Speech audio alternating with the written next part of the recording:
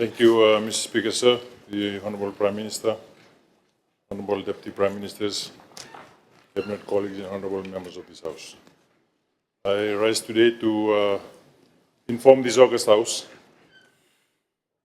an update on the Fiji National University Lambasa Nayara campus project. So, in reference to the Fiji National University Annual Report 2024, it is highlighted. It declared a significant event in the report, the impairment of the Lambasa Nayara campus project. In accounting terms, Mr. Speaker, sir, impairment refers to a substantial unexpected decline in the assets recoverable value that requires immediate recognition in the financial statements. Mr. Speaker, sir, as documented in the annual report, I wish to highlight the following background regarding the Nayara campus project in Lambasa.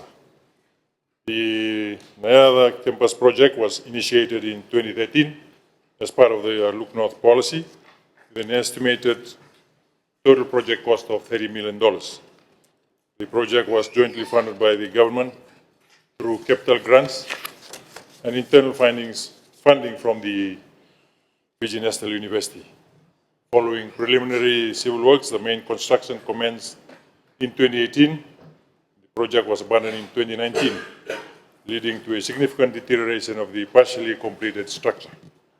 Efforts to return the project in 2020 were deferred due to the COVID-19 pandemic, and the project was subsequently placed on hold by the Ministry of Education. In October 2021, a repurposing proposal was submitted to the Ministry of Economy to explore alternative uses for the site.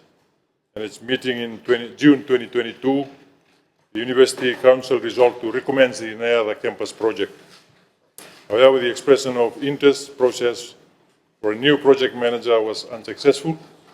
In 2023, Mr. Speaker, sir, a new council for the university was appointed and a project implementation monitoring unit was established to oversee the project's completion. Following due diligence, the 3 independent engineering reports in March 2025, the council resolved to demolish the structure due to its unsafe condition and structural failures. Consequently, Mr. Speaker, sir, the university recognized the following impairment changes in its financial statements for the financial year ended 31 December 2024.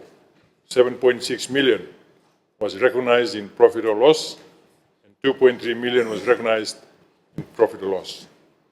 Furthermore, as at 31 December 2024, the liability in relation to capitalized costs incurred to date funded by the government was transferred from deferred income to trade and other payables in line with the grant agreement, and remaining work in progress in relation to this project total 4.3 million, which represent the civil works performed to date.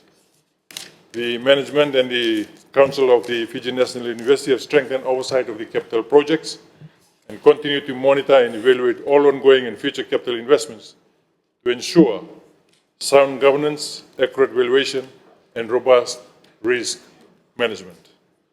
Mr. Speaker, sir, the following measures have been undertaken by the university to ensure transparency and to revive this vital project in the north. On 5th September 2023, the Fiji National University Council engaged KPMG to conduct an audit of the Nayara campus project. The audit identified numerous anomalies from the initial planning process, governance structure, overseeing the project, the auditing of various tenders, risk assessment, and records management, a review of improvement of payments, and managing variations, amongst other things.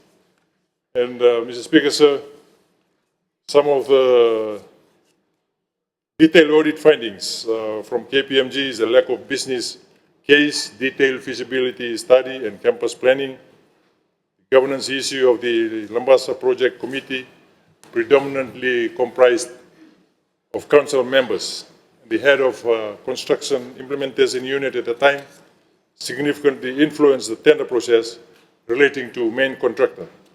The absence of development of key governance documents and risk assessment process, anomalies in the appointment of the project management consultant, concerns with evaluating the sole eligible tender for the main contractor and the technical criteria applied for the evaluation, the poorly managed payment structure for the project management consultant, lack of documentation for changes in scope of works for main contractor, issues relating to non-payment of subcontractors, slow progress and delays in the eventual termination of the main contractor, the legal dispute regarding the recovery of the performance bond.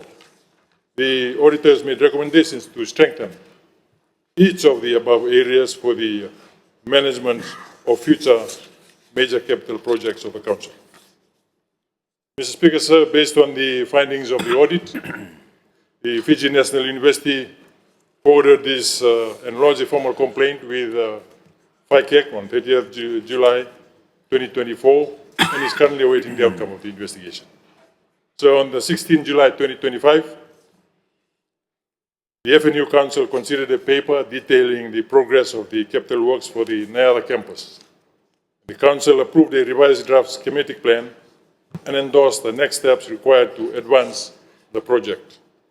The revised plan makes provisions to both higher education and technical and vocational education and training to be facilitated at the same campus. This includes facilities to support technical and industrial curriculum, workshops.